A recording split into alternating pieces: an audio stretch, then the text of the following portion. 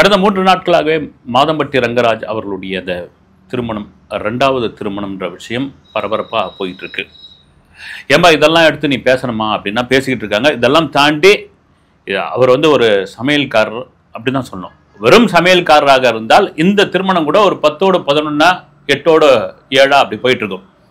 அதை தாண்டி ஒரு பெரிய செலிபிரிட்டி, தயாரிப்பாளர், நடிகர், என்ன பார்த்தீங்கன்னா மெகந்தி சர்க்கஸ் அப்படின்ற ஒரு படத்தை தயாரிச்சிருக்காரு, பென்குயின்ற படத்தில் தயாரிச்சிருக்காரு, நடிச்சிருக்காரு. இதெல்லாம் மீறி காஸ்ட்லியான சமையல்காரங்க என்ன காஸ்ட்லியான சமையல்காரர் அப்படிங்க, உண்மை அதுதான், ரொம்ப காஸ்ட்லியான சமையல்காரர். தனி ஃப்ளைட்டில் போய் சமையல் பண்ணுறது, ஹெலிகாப்டரில் இறங்கி சமையல் பண்ணுறது, ரைட்டு, அவருக்கான அதிர்ஷ்டம், அவர் கூப்பிட்றாங்க.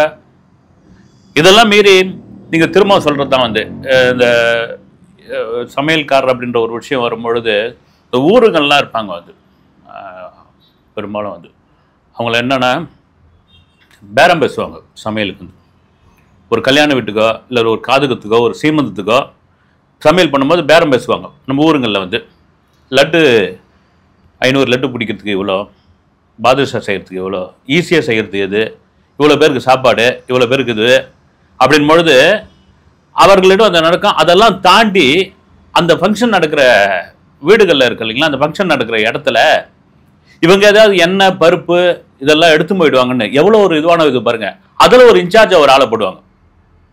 இது நடக்கும். நான் இதோ சொல்ல சில பேர் ரொம்ப ரோஷமாக அந்த பக்கமே திரும்ப மாட்டாங்க. மீதியெல்லாம் எடுத்துன்னு வைப்பாங்க. முந்திரி நீங்கள் கொடுத்ததுல இவ்வளோ இருக்குது, பருப்பு இவ்வளோ இருக்குது, அரிசி கூட பாருங்கள் அழாக்கு அரிசி இருக்குது அழாக்குன்னு. எங்கள் ஊரில் ஞானம்னு ஒரு சமையல்காரர் இருந்தார். எங்கள் ஃபேமிலிக்கெலாம் அவர் தான் பண்ணுவார். எங்கள் அப்பா தான் அவர் தான் ஃபிக்ஸ் பண்ணுவார். எங்கள் அத்தைங்களுக்கெலாம் தீபாவளி பலகாரம் கொடுக்குறதுக்கு அவர் தான் இது பண்ணுவார். படோட பணமெல்லாம் ஒன்றும் இருக்க மாட்டாப்புல, ரொம்ப பந்தாவெல்லாம் இருக்க மாட்டாப்புல, கருப்பாக இருப்பாப்புல, பல்லு 2-3 முன்னே இருக்காது. ஆனால் சமையலில் அடிச்சுக்க முடியாது.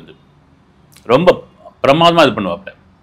அவர் என்னன்னா இது மாதிரி யாராவது வெளியே அந்த ஆட்கள் யாராவது இன்சார்ஜ் மாதிரி எண்ணெய் ஏதாவது எடுக்கிறாங்களா, தோரம்பருப்பு எடுக்கிறாங்களா, இது எடுக்கிறாங்களா, ஆளை போடும்பொழுது அதை பார்த்துட்டாருன்னு வச்சுங்க, அவங்கள விரட்டி விட்டுருவாப்புல, இது பண்ணிவிடுவாப்புல. அவர் என்னன்னா கொஞ்சம் தன்மானம் மிக்க ஆள் அதனால் என்ன பண்ணுவார், அந்த சமையல் சம்மந்தப்பட்ட அந்த இது பண்ணுறாருங்களா, அந்த டேஸ்ட் கூட அந்த உப்பு மிளகா காரம் பார்க்கறதுக்கு இல்லை, அதோட அவர் பார்க்க மாட்டாப்புல.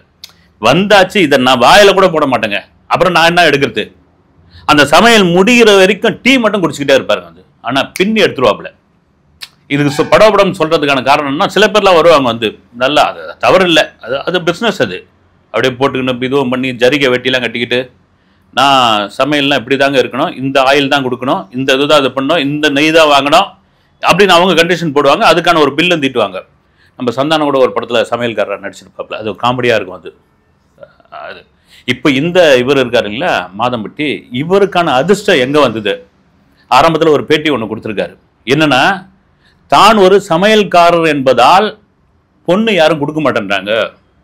ஏமா இவன் அடுப்பு தள்ளுறவன் தானே, சட்டியோட கரிச்சட்டியோடு இருக்கிற ஆள் தானே, எப்போ பார்த்தாலும் எப்படி ஒரு நிரந்தரமான ஒரு இதுவும் கிடையாது இல்லை, எப்போ விசேஷம் வந்தால் தானே, ஆடி மாதம் புரட்டாசி மாதம்லாம் ஒன்றும் கூப்பிட மாட்டாங்கல்ல, இதில் என்ன பெரிய வருமானம் இருக்குன்னு சமையல்காரன் எனக்கு பொண்ணு கொடுக்கல அப்படின்னாரு. ஆனால் அந்த பொண்ணு கொடுத்துருக்காங்கல்ல, இவர் வளர்றதுக்கு முன்னாடி கொடுத்துருக்காங்களே, அவங்களுடைய முதல் மனைவி சொல்கிறேன் நான், கொடுத்துருக்காங்களே சுருதி. அப்போது இவர் வளர்ந்த பிறகு எங்கே ஹெலிகாப்டரில் போய் இறங்குறாரு, தனி விமானத்தில் போய் சமைக்கிறாரு. இருக்கப்பட்ட யார் சாதாரண ஆளுக்கெல்லாம் சமையலுக்கெல்லாம் கூப்பிட முடியாது. VIP, VVIP, Ambani. ஏன்னா இவர் துர்ற தோசை அப்படி இருக்குது. இது சட்னிலே பார்த்தீங்கன்னா 25 வகை சட்னி. எல்லாம் எங்கிறது ஒரே இது தானே, திருப்பி திருப்பி போட்டால் எல்லாம் வந்துட்டு தானே போகுது. 201 வகை ஸ்வீட்டு தயாரிப்பாரா. சர்க்கரை இல்லாமல் எப்படி ஸ்வீட்டு தயாரிக்க முடியும்? மூலதனம் அது தானே. நீங்கள் நெய் இல்லை கூட பரவாயில்ல, சர்க்கரை தானே மூலதனம். 201 ஸ்வீட்டு. இதெல்லாம் தாண்டி 1200 கோடி சொத்து இருக்குது அப்படின்ற ஒரு விஷயம். ஏன்னா படம் எடுக்கிறது சாதாரண விஷயங்களா இதெல்லாம் தாண்டி தன்னைத்தானே ப்ரொமோட் பண்ணிக்கிற ஒரு விஷயம் இல்லை, அது தேவைதான் அது. ஏன்னா நீங்கள் ஒரு சாமானியமான ஒரு சமையல்காரத்துக்கு போய் ஒரு பெரிய செலிபிரிட்டிக்கு சமையல் பண்ணி விட்டுருவாங்களா? அந்த இடத்த அடையிற வரைக்கும் விட மாட்டாங்கல்ல. அப்படி தன்னைத்தானே மார்க்கெட்டிங் பண்ணிக்கின ஒரு விஷயம் இருக்குல்ல, அதில் பெரிய புத்திசாலி. இதெல்லாம் மீறி இந்த சினிமா வட்டாரத்துக்குள்ள இவர் பரபரப்பா பேச வச்ச ஒரு விஷயம் அது. மெகந்தி சர்க்கஸ் எடுத்திருக்காரு, பென்குயின், இதெல்லாம் ஓகே தலைவா அப்படின்னு. விக்ரம் படத்தில் பெரிய இலையை போட்டு ஒரு ப்ரோமோ ஒன்று பண்ணாங்க தெரியுங்களா, ஆரம்பிக்கலாமா அப்படின்னு. அங்கே ஆரம்பிச்சு தான் வந்து அது வெரைட்டியாக இருக்கும் சமையல் வந்து பண்ணியிருப்பாங்க. யாருப்பா இதை பண்ணது, அது ஹோட்டல்லேருந்து கமலஹாசன் ஆஃபீஸ் இருக்கிற எல்டாம்ஸ் ரோடு பக்கத்தில் சாம்கோ ஹோட்டல் இருக்கு இல்லைங்களா, அதை விட பிரமாதமான ஹோட்டல் கிடையாது. அந்த ஹோட்டல்லேருந்து கமல் சொன்னார்னு வச்சுங்க, அத்தனை வந்து இறக்கிடுவாங்க. ஏன்னா அவருக்கேயான உணவே நான்வெஜ் வந்து அவங்க தான் சில காலம் தயாரித்து கொடுத்துட்டு இருந்தாங்க. ஒரு முழு கோழியை தலைமை அப்படியே அடிப்பார் வந்து, அதெல்லாம் பண்ணிட்டு இருந்தாங்க. ஆனால் இது பர்டிகுலராக இவருடைய அந்த மாதம்பட்டி ரங்கராஜுடைய சமையல் சூப்பராக இருக்கணும்னு இது மாதிரியான ஒரு ப்ரோமோ காட்சி எடுக்க போகிறோம், அதுக்கு வந்து நீங்கள் வெரைட்டியாக ரெடி பண்ணி கொடுங்கன்னு அந்த இலையை பார்த்தோன்னா எல்லாருக்கும் நாக்கு ஊற ஆரம்பிச்சது வந்து. என்ன அப்பிரமாதமான. ஆனால் தான் அந்த படம் முடிஞ்சு கமலஹாசன் ஒவ்வொரு ப்ரெஸ் மீட்லேயும் ஒவ்வொரு ஃபங்க்ஷன்லேயும் மாதம்பட்டி ரங்கராஜுடைய சமையல் சொல்லி மெனு கார்டை வெளியே போட்டு வச்சுருந்தாங்க பத்திரிகையாளர்களுக்கு. அப்புறம் வந்து ஒரு செலிப்ரேஷன் விழாலாம் நடந்தது கிண்டி ரேஸ் கோர்ஸில்.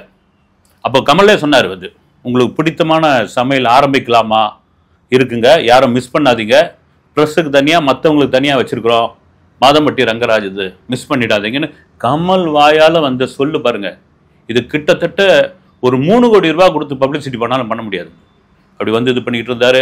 பார்த்தீங்கன்னா அந்த வெரைட்டி போட்டுருந்தாங்க, கோலா உருண்டையிலிருந்து கோலி சோடா வரைக்கும் அத்தனையும் வந்து இப்படியெல்லாம் வந்தது தான், இப்படியெல்லாம் இதுவானது தான் வந்து.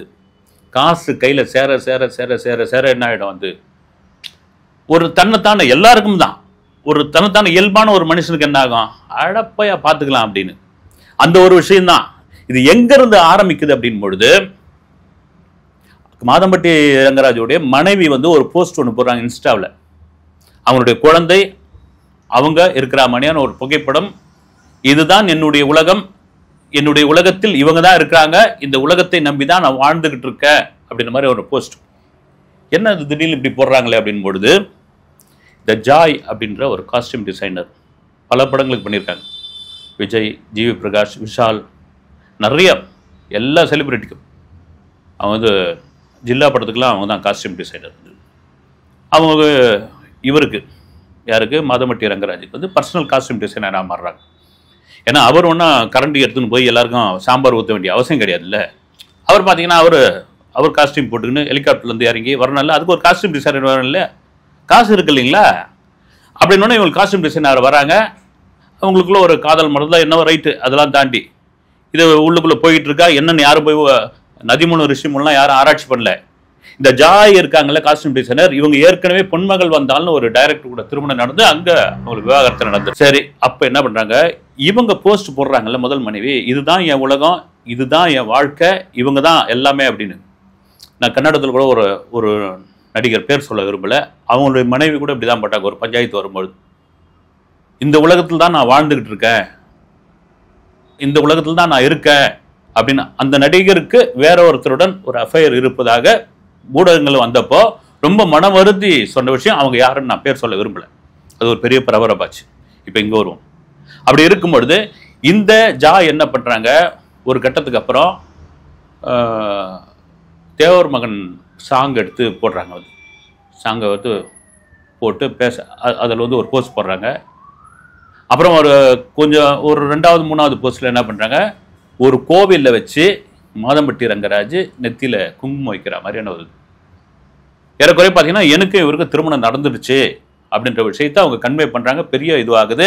சரி ராஜா, அவங்க ரைட்டு, இது ஏன் நீ எடுத்து பேசுகிற அப்படின்னும் பொழுது, இதை வந்து ஒரு நடுத்தர வர்க்கமோ அல்லது நடுத்தரத்திற்கு கீழ் உள்ள ஒரு வர்க்கமோ பண்ணியிருந்தா அது ஒரு செய்தித்தாளில் ஒரு நியூஸா, சேனலில் வந்து பிரேக்கிங் நியூஸா, நடந்தது என்ன தெரியுமா, ஆச்சா போச்சா, ஒரு கவர் ஸ்டோரி எடுத்து போடுறது, அப்புறம் வந்து ஒரு என்ன சொல்கிறது, ஒரு இந்த மாதிரியான சம்பவங்கள்லாம் ஒரு நிகழ்ச்சி ஒன்று நடக்கல டிவியில் வந்து, அதில் கூப்பிட்டு உட்கார வச்சு மானத்தை வாங்கிறது, இதெல்லாம் நடக்கும். ஏன்னா அவன் வந்து நடுத்தர வர்க்கம், நடுத்தரத்துக்கு கீழான ஒருத்தன் வந்து அவன் என்ன பண்ணாலும் சபை ஏறிடும். ஆனால் காசு இருக்கிற ஆள் என்ன பண்ணாலும் அது ஒன்றுமே பண்ண மாட்டாங்க. இப்போ என்ன முதல் கேள்வி அப்படின்னா, முதல் மனைவி இருக்கும் பொழுது விவாகரத்து முறைப்படி நடக்காமல் நீங்கள் எப்படி 2ஆம் திருமணம் செய்து கொள்ளலாம்? இந்திய சட்டம் அதுக்கு எப்படி அனுமதிக்குது? அது செல்லுமா? நீங்கள் செலிபிரிட்டி, நீங்கள் 1000 கோடி வச்சுருக்கீங்க, நீங்கள் இவ்வளோ பாப்புலரான ஆள், நீங்கள் வந்து விமானத்தில் இறங்கி தான் வந்து அடுப்பு தள்ளிட்டு போவீங்க, சமையல் பண்ணிட்டு போவீங்க, எல்லாம் ரைட்டு. உங்களுக்கு ஒரு சட்டம், சாமானியனுக்கு ஒரு சட்டமா, இது எப்படி செல்லும் அப்படின்ற ஒரு கேள்வி அங்க கேட்கும் பொழுது நியாயமான கேள்விப்பான் இவங்க எல்லாரும் கேட்கிறாங்க. ஏன்னா இந்த புகழ் தானே, சினிமாவிற்குள் வந்த புகழ் தானே உங்களுக்கு வந்து இன்னைக்கு குக்குத்து கோமாளியில் ஜட்ஜா போற அளவு கொண்டு வந்து நிறுத்தியாச்சு.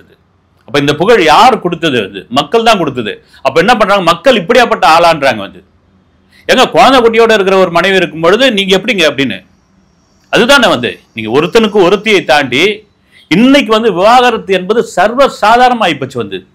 ஏங்க நான் ஒரு நண்பர் வழக்கறிஞர் அவர்கிட்ட கேட்டிருந்தப்போ, குடும்ப நல கோர்ட்ல கிட்டத்தட்ட 48% வந்து இந்த மாதிரியான வழக்குகள் வந்து நிக்குது, வேதனையா இருக்குதுன்ற நீதியரசரே வேதனைப்படுறாங்க. என்னங்கன்னு, இந்த ரீல்ஸ் எடுக்கிறதுக்காக, இன்ஸ்டாவில் ரீல்ஸ் எடுக்கிறதுக்காக திருமணம் பண்ணி, உண்மைங்க அது 2 மாதம் வாழ்ந்து அதுக்கப்புறம் வந்து டைவர்ஸ் அப்ளை பண்றாங்களாம். எவ்வளவு பெரிய கொடுமையான ஒரு விஷயமா இருக்குது பாருங்க. அவ்வளவு சாதாரணமா கில்லுக்கிற மாதிரி ஆயிடுச்சு அது. அதுக்கு இன்னொரு காரணம் என்னன்னா, இந்த சினிமா செலிபிரிட்டிகள் இவங்க விவாகரத்து பண்ணிட்டாங்க, அவங்க விவாகரத்து அப்ளை பண்ணியிருக்காங்க, இவங்க குடும்ப நல கோர்ட்டுக்கு போயிருக்காங்க அப்படின்போது சாமானியன் சாதாரண நாட்கள், அதுவும் இந்த தலைமுறை பார்க்கும்போது நினைக்கிறாங்க அது ஏதோ விவாகரத்து வந்து ஒரு கில்லுக்கிற, கல்யாணத்து சாதாரணமான ஒரு விஷயம், ஆயிரங்காலத்து பயிர் நீ ஏங்க சொன்னா வந்து. எங்க ஒரு ஆணே இருக்கிறான்னு வச்சுங்க, அந்த ஆணிற்கு திருமணத்திற்கு முன்னாடி அவனுக்கு ஏதாவது உடல்நிலை சரியில்லை, அவனுக்கு ஏதாவது பிரச்சனை அப்படின்னா தாய் கவனித்துக் கொள்வார். திருமணத்திற்கு பிறகு அவனுக்கு எந்த பிரச்சனையாக இருந்தாலும் அவன் மனைவிதான் கவனித்துக் கொள்வார், தாயாக இருந்து. பெண்ணுக்கு அதே தான், எந்த இதுவாக இருந்தாலும் சரி. ஒரு கணவன் நோய்வாய்ப்பட்ட தன் மனைவியை பீகார்ல 2 தோல்லையே சுமந்து ஹாஸ்பிட்டலுக்கும் வீட்டுக்கும் கூட்டிட்டு வந்திருக்கான். ஏன்னா வாகன வசதி கிடையாது வந்து ட்ரீட்மெண்ட்டுக்காக வந்து. அப்படியாப்பட்ட ஒரு மனைவி கணவனுக்காக ஒரு ஆஸ்பத்திரியில் தவமா கடந்திருக்கிறான் வந்து. தன் கணவன் பிழைச்சாகன்ட்டு அந்த ஹாஸ்பிட்டலே வாழ்க்கை நடத்திருக்கா கிட்டத்தட்ட 6-7 மாதங்கள் வந்து. இந்த அன்னோனி தான். ஆனா இன்னைக்கு இருக்கிற அந்த தலைமுறைக்கு அதெல்லாம் தெரியவே இல்லை. அதற்கு காரணம் என்னன்னா, இந்த மாதிரியான செலிபிரிட்டிகள் பண்ற வேலை தான் வந்து. இவங்க தான் இன்னொரு பொண்ணை கல்யாணம் பண்ணிக்கலாம், டைவர்ஸ் ஈஸியாக அப்ளை பண்ணிடலாம், மனமுறிவு, விவாகரத்து இப்படின்ற இந்த விஷயங்கள் கேட்க கேட்க கேட்க இவர்கள் எல்லாம் இந்த சமுதாயத்தினுடைய முக்கிய புள்ளிகள், இவர்கள் தான் ரோல் மாடல். அப்ப இந்த ரோல் மாடல்களே பண்ணும்போது நாம ஏன் பண்ணக்கூடாது அப்படின்ற ஒரு விஷயம் தான் இப்ப இந்த மாதம்பட்டி ரங்கராஜ் விஷயத்துக்கு பேச வந்திருக்குது. திருமணம்ன்ற ஒரு விஷயம் இருக்கு இல்லைங்களா, நீங்க என்னதான் திருமணம் சமையல்னா கூட சரி, நீங்க சமையல் என்னங்க வந்து நான் ஒரு அந்த சமையல் இந்த சமையல்றாங்க வந்து, அவ்வளவுதானே, ஒரு புடி சாதம் தானே வந்து, இவ்வளவுதானே வந்து. இதுக்கப்புறம் சாப்பிட்டவங்களுக்கு சரியா போயிடும். அது அவங்கவுங்க பந்தாவை காமிக்கிறதுக்காக வச்சுக்கிறாங்க. எனக்கு தெரிஞ்சு சவுத் இந்தியாவில் மிகப்பெரிய திருமணம் பண்ண செலிபிரிட்டி யாருன்னா ஜூனியர் என்டிஆருங்க. மிகப்பெரிய செலிபிரிட்டி, மிகப்பெரிய திருமணம். ஆனா திருமணத்துல விசேஷமான ஒரு விஷயம் என்னன்னா, 1800 பேருக்கு சோறு போட்டாங்க வந்து அவங்க ரசிகர்களுக்கு, பெரிய பந்தல் அமைச்சாங்க. அதனுடைய பின்னணி என்ன அப்படின்னா, ஜூனியர் என்டிஆருடைய அப்பா ஹரிகிருஷ்ணா, அதாவது என்டிஆருடைய மூத்த மகன், இவங்க அம்மாவை அந்த குடும்பத்துல சேர்க்கல. ஏன்னா 2ஆம் தாரம் 3ஆம் தாரம் மாதிரி இல்லீகலா அப்படின்ற மாதிரி ஏதோ ஒரு விஷயத்துக்காக இவங்க ஃபேமிலியில சேர்க்கல. அவ்வளவு சிரமப்பட்டிருக்காங்க, இந்த குழந்தை அவ்வளவு வளர்த்திருக்காங்க.